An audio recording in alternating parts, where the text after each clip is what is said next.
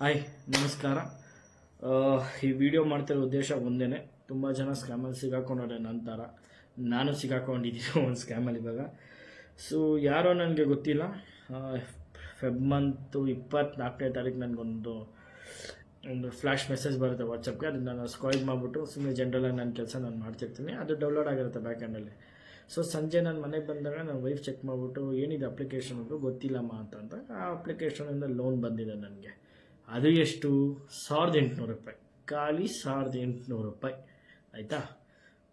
26ನೇ ತಾರೀಕು ಮಧ್ಯಾಹ್ನ ನನಗೊಂದು ಮೆಸೇಜ್ ಬರುತ್ತೆ ವಾಟ್ಸಪ್ಪಲ್ಲಿ, ಆಯ್ ಸರ್ ಅಂತ. ಹೇಳಪ್ಪ ಯಾರು ನೀನು ಅಂತೀನಿ. ಸರ್ ಈ ಥರ ಲೋನ್ ತೊಗೊಂಡಿದ್ರೆ ಕಟ್ಟಬೇಕು ನೀನು ಅಂತ. ನನ್ನ ಹತ್ರ ದೇವರಾನೇ ಹೇಳ್ತೀನಿ, ಬೈಕ್ ಲೋನ್ ಬಿಟ್ಟರೆ ಬೇರೆ ಯಾರೂ ಇಲ್ಲಪ್ಪ. ಬೈಕ್ ಲೋನು ಕಟ್ತಾ ಇದ್ದೀನಿ, ನಾನು ಕರೆಕ್ಟಾಗಿ ಹೋಗ್ತಿದೆ, ನೀನು ಯಾರೋ ನನಗೆ ಗೊತ್ತಿಲ್ಲ ಅಂತ. ಇಲ್ಲ ಸರ್ ಇದೇ ನೋಡಿ ಇಲ್ಲಿ ಅಂದ್ಬಿಟ್ಟು ಡೀಟೇಲ್ಸ್ ಕಳಿಸ್ತಾನೆ. ಏನೇನು ಡೀಟೇಲ್ಸ್ ಕಳಿಸ್ತಾನೆ? ನನ್ನ ಸೆಲ್ಫಿ ಅಂತೆ, ನಂದು ಆಧಾರ್ ಕಾರ್ಡು, ನಂದು ಪ್ಯಾನ್ ಕಾರ್ಡು ಎಲ್ಲ ಕಳಿಸ್ತಾನೆ. ಕಳಿಸ್ಬಿಟ್ಟು ಏನಂತಾನೆ, ಸರ್ ನೀವು ಲೋನ್ ಕಟ್ಟಲೇಬೇಕು, ಲೋನ್ ಕಟ್ಟಿಲ್ಲ ಅಂತಂದರೆ ನೀವು ಹರಾಸ್ಮೆಂಟ್ ಮಾಡ್ತೀನಿ, ಅದು ಮಾಡ್ತೀನಿ, ಬ್ಲ್ಯಾಕ್ ಮೇಲ್ ಮಾಡೋಕ್ಕೆ ಸ್ಟಾರ್ಟ್ ಮಾಡ್ದೆ. ನಾನಂದೆ, ನೋಡಪ್ಪ ಈ ಥರ ಆಡಬೇಡ, ಟೈಮ್ ಕೊಡು, ಅದೇನು ಎಂತು ಏನು ಅಮೌಂಟ್ ನನಗೂ ಗೊತ್ತಿಲ್ಲ, ಚೆಕ್ ಮಾಡ್ತೀನಿ ಅಂತ ಅಂದ್ಬಿಟ್ಟು ನೋಡಿದ್ರೆ ನನ್ನ ಅಕೌಂಟಿಗೆ ಬಂದಿದೆ. ಅದು ಸತ್ಯ. ಆದರೆ ನಾನು ಅಪ್ಲೈ ಮಾಡಿಲ್ಲ, ಅದು ಯಾರೂ ಮಾಡಿಲ್ಲ ಇಲ್ಲಿ. ಅನ್ನೋಯಿಂಗ್ಲಿ ಬಂದಿರೋದು ಅದು. ಅದು ಹೆಂಗೆ ಅಂತ ನಾನು ಹೇಳ್ತೀನಿ ಇವಾಗ. ಅವತ್ತು ನೈಟ್ ನಾನೇನು ಮಾಡ್ತೀನಿ, ಅವ್ನಿಗೆ ಸರಿ ಇದ್ಯಾವುದೋ ಹಿಂಸೆ ನಡೀತೈತೆ ಊರಲ್ಲಿ, ರೋಡಲ್ಲಿ ಹೋಗೋ ಮಾರಿನ ನಾನು ಯಾಕೆ ಮೈ ಮೇಲೆ ಹಾಕೋಬೇಕು ಅಂದ್ಬಿಟ್ಟು 3000 ರೂಪಾಯಿ ನಾನೇ ಕಟ್ಬಿಡ್ತೀನಿ, ಹೋದ ದುಡ್ಡು ಅಂತ. ಅದು ಕಟ್ಟಾದ್ಮೇಲೆ ಮತ್ತೆ ನಂಗೆ 2400 ರೂಪಾಯಿ ಅದೇ 26ನೇ ತಾರೀಕು ಫೆಬ್ ಮಂತ್ ನನಗೆ ಬಂದಿದೆ. ಅವನು ಬೆಳಗ್ಗೆ ಮೆಸೇಜ್ ಮಾಡಿ ಕಟ್ಟಬೇಕು ಅಂದ, ಸಂಜೆ ಕಟ್ಟಿದ್ದೀನಿ. ಸಂಜೆ ಅಷ್ಟೇ ನನಗೆ ಮತ್ತೆ ರಿಟರ್ನ್ ಬಂದಿದೆ. 3000 ಕಟ್ಟಿದ್ರೆ 2400 ರೂಪಾಯಿ ನಾನು ವಾಪಸ್ ಕಳಿಸಿದ್ದೆ. ಅದು ಈ ಇಮೇಜಲ್ಲಿ ನಿಮ್ಗೆ ಗೊತ್ತಾಗುತ್ತೆ ನೋಡಿ, ಆಯಿತಾ?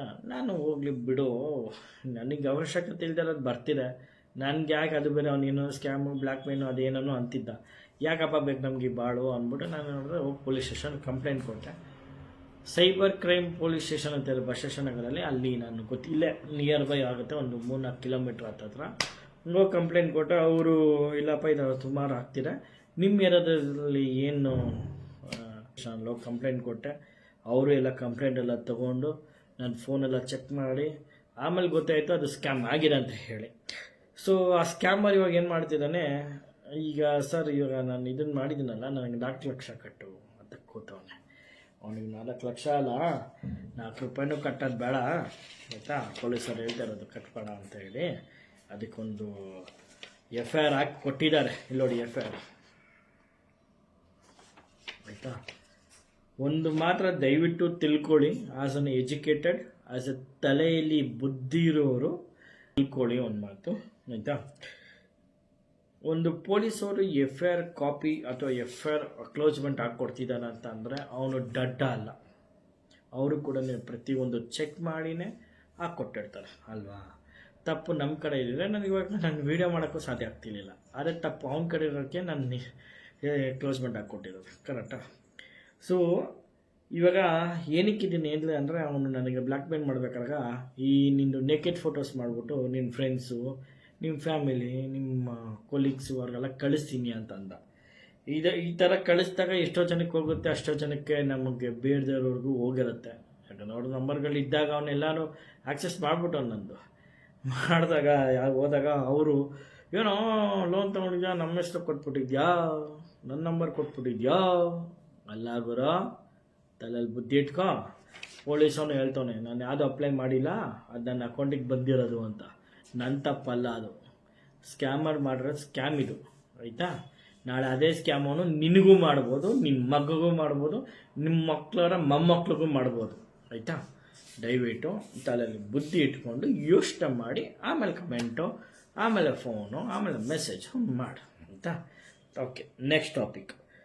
ಸೊ ಪೊಲೀಸ್ ಸ್ಟೇಷನ್ಗೆ ಹೋದಾಗ ಏನಕ್ಕೆ ಇದಕ್ಕೆ ಸೊಲ್ಯೂಷನ್ ಇಲ್ವಾ ಸರ್ ಅಂತ ಅಂದಾಗ ಅವನೇನಂದ, ಒಂದು ಫೋನು ಮತ್ತು ಆ ಫೋನು ಮತ್ತು ಆ ನಂಬರ್ನ ಸ್ವಿಚ್ ಆಫ್ ಮಾಡಿಬಿಟ್ಟು ಬೇರೆದು ತೊಗೊಂಡು ಯೂಸ್ ಮಾಡ್ತೀವಿ ಒಂದು ಸ್ವಲ್ಪ ದಿವಸ, ಅದಾದಮೇಲೆ ಬಿಟ್ಬಿಡು, ಆಮೇಲೆ ಸದ್ಯಕ್ಕೆ ನಿನ್ನ ಫೋಟೋಸ್ ಎಲ್ಲೂ ಹಾಕೋಕ್ಕೆ ಹೋಗಬೇಡ, ಪರ್ಸನಲ್ ಫೋಟೋಸು ಅಂತ ಅಂದ. ತಪ್ಪು ನಮ್ಮದು ಇದೆ. ನನ್ನ ಪರ್ಸ್ನಲ್ ಫೋಟೋಸು ನನ್ನ ಇನ್ಸ್ಟಾಗ್ರಾಮು, ಫೇಸ್ಬುಕ್ಕಲ್ಲಿ ಈ ಕಾಲದಲ್ಲಿ ಎಲ್ಲರೂ ಹಾಕೋ ಥರ ನಾನು ಹಾಕಿದ್ದು. ಸೊ ಇವಾಗ ಸ್ವಲ್ಪ ಅವಾಯ್ಡ್ ಮಾಡಬೇಕು ಅವೆಲ್ಲ. ಹಾಗಾಗಿ ನಾನು ಮಾಡ್ತೀನಿ.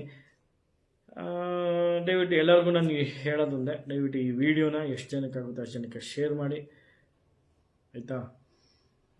ಅವ್ರಿಗೂ ಅವೇರ್ನೆಸ್ ಗೊತ್ತಾಗಲಿ. ಹಾಗೆ ನಾನು ಹೊಸ ನಂಬರ್ ತೊಗೊಂಡಿದ್ದೀನಿ.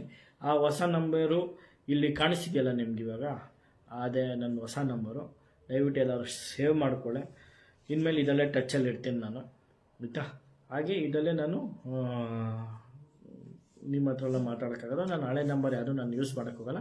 ದಯವಿಟ್ಟು ಆ ನಂಬರಿಂದ ನಿಮ್ಗೆ ಯಾವುದಾದ್ರು ಕಾಲು ಅಥವಾ ನನ್ನ ನೇಕೆಡ್ ಫೋಟೋಸು ಲೋನ್ ಕಟ್ಟಬೇಕು ಅಂತ ಯಾರಾದರೂ ನಿಮಗೆ ಕೇಳಿದ್ರೆ ದಯವಿಟ್ಟು ಯಾರು ಕೂಡ ರೆಸ್ಪಾನ್ಸ್ ಮಾಡಬೇಡಿ. ಆ ನಂಬರ್ನ ಬ್ಲಾಕ್ ಮಾಡಿಬಿಟ್ಟು ಆ ನಂಬರ್ನ ನನಗೆ ವಾಟ್ಸಪ್ಪಾಗಿ ಕಳಿಸಿ, ಈ ಹೊಸ ನಂಬರ್ಗೆ. ಇದ್ರ ಮೇಲೆ ಇಟ್ಕೊಂಡು ಅವ್ನಿಗೆ ಕಂಪ್ಲೇಂಟ್ ಹಾಕ್ತೀವಿ ನಾವು, ಆಯಿತಾ? ಅವನ್ನ ಇಳಿದಾರಂತ ಆದಷ್ಟು ಬೇಗ ಹುಡುಕ್ತೀನಿ ಅಂದವರ ಪೊಲೀಸವರು. ಹುಡುಕ ಮೇಲೆ ಸಿಕ್ಕಿದಾಗ ಮತ್ತೆ ನಾನು ವೀಡಿಯೋ ಮಾಡಿ ಪಬ್ಲಿಷ್ ಮಾಡ್ತೀನಿ. Okay, thank you. ಎಲ್ಲರೂ ಊಟ ಮಾಡಿ ಹೊಟ್ಟೆ ತುಂಬ ತಿನ್ನಿ. ಆಮೇಲೆ ಇನ್ನೊಂದು ಹೇಳೋಣ ಅಂತಿದ್ದೆ, ಬಿಸಿಲು ಹೊರಗಡೆ ತುಂಬಾ ಬಿಸಿಲು.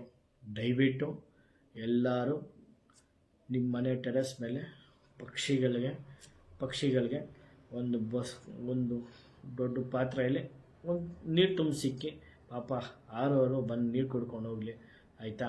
ಹಾಗೆಯೇ ಕೆಳಗಡೆ ಮರಗಳಿದ್ರೆ ಗಿಡಗಳಿದ್ರೆ ಕಂದಂತ ಅದಕ್ಕೆ ನೀರು ಹಾಕಿ ಚೆನ್ನಾಗಿ ಬೆಳೆಸಿ, ಆಯಿತಾ? ದಯವಿಟ್ಟು ಇದೊಂದು ಗಮನದಲ್ಲಿ ಇಟ್ಕೊಳ್ಳಿ. ದಯವಿಟ್ಟು ಪ್ರಾಣಿಗಳು ಮುಖ್ಯ, ಹಾಗಂತ ಹೇಳಿ ಸೊಳ್ಳೆಗಳಲ್ಲ, ಪ್ರಾಣಿಗಳು ಮುಖ್ಯ, ಆಯಿತಾ? Okay, thank you. Good night. Thank you so much.